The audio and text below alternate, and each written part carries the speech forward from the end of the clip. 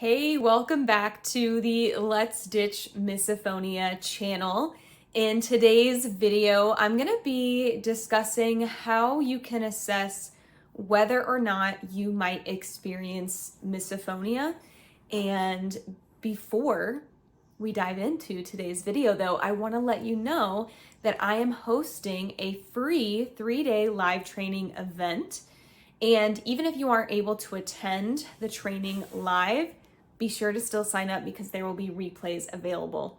And in this training, I'm going to be walking you through the 3 keys to misophonia relief that are different, easier, and more effective than anything you've tried before. So before we dive into today's video, make sure you check out the description of this video and sign up for that training. Alrighty, so let's dive into it. How do you know if you have or experience misophonia? That's what we're going to talk about today. And I want to start by saying that I don't think that having a diagnosis of misophonia is really necessary, though it can be helpful in certain situations, especially if you're seeking accommodation.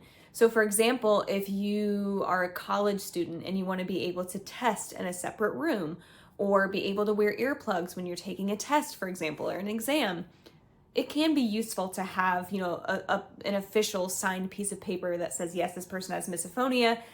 These are the accommodations that they need to have.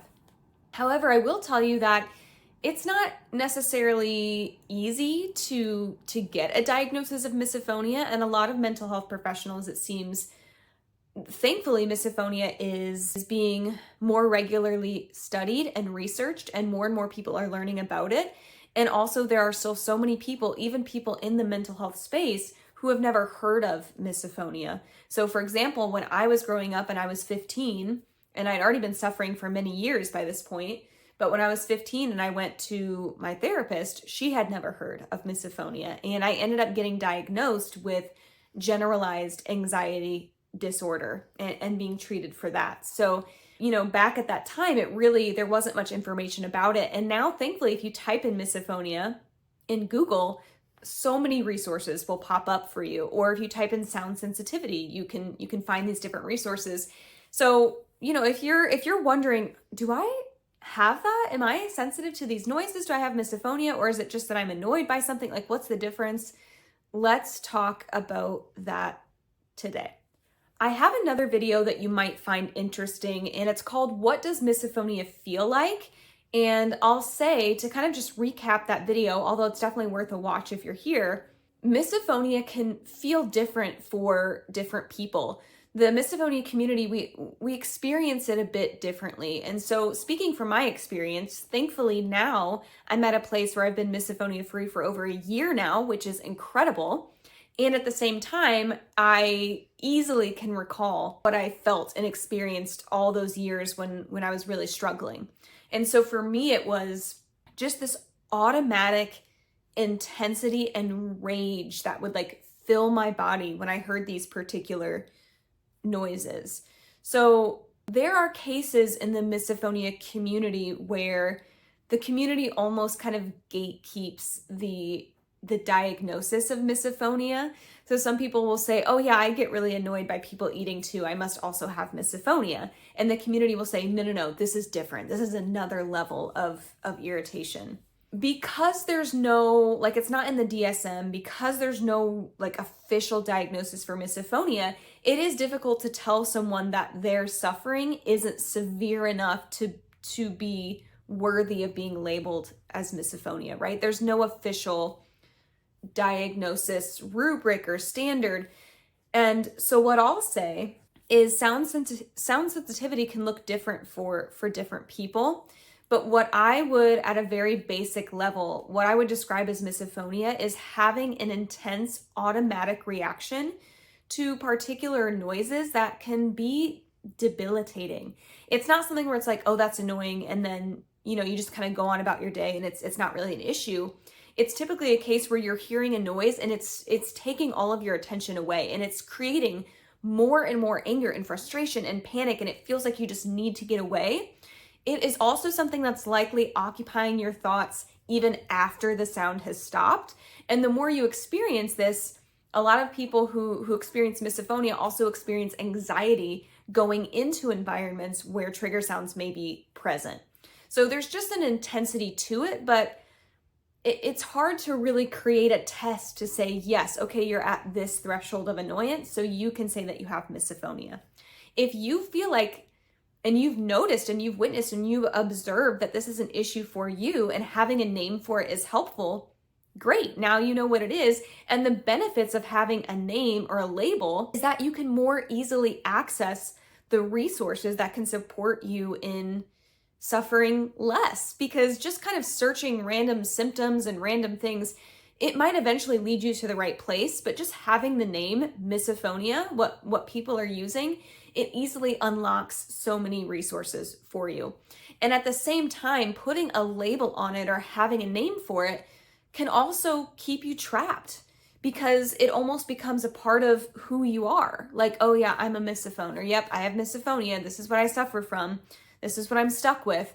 It almost validates it in a way that keeps you trapped. So I think it's a balance between, if you're really searching, if you're really hungry to be diagnosed with it, really thinking about the reason behind that. Why is it that you are wanting that diagnosis? Is it because it's going to benefit you in some way, or is it because you're just seeking the validation?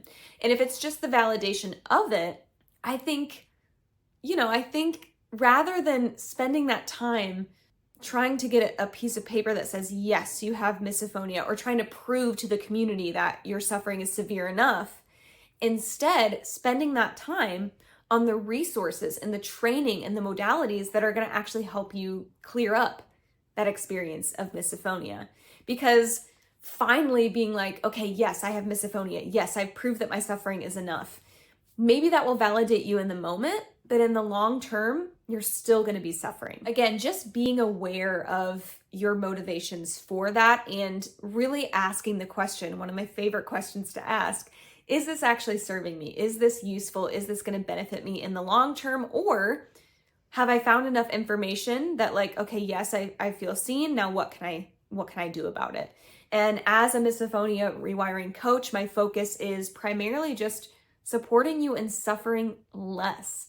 You don't have to waste time validating your experience to me, because I already get it and I have no reason not to believe you. If you tell me that you're incredibly frustrated by these noises, I'm here to help you live in a world where these noises, rather than being super frustrating and angering and irritating to you, they just exist. It's just something else that you experience. That's what I want for you, is to suffer less. That's what I'm here to do as a coach, is to get you relief so you can finally experience a normal life, misophonia free, and just experience sounds like everyone else around you.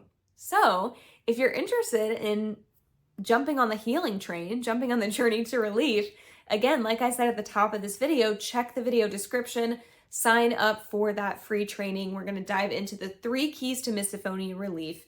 These were developed after I cleared my own misophonia after more than 20 years of suffering, and also after I worked with one-on-one clients to develop a coaching framework that actually works.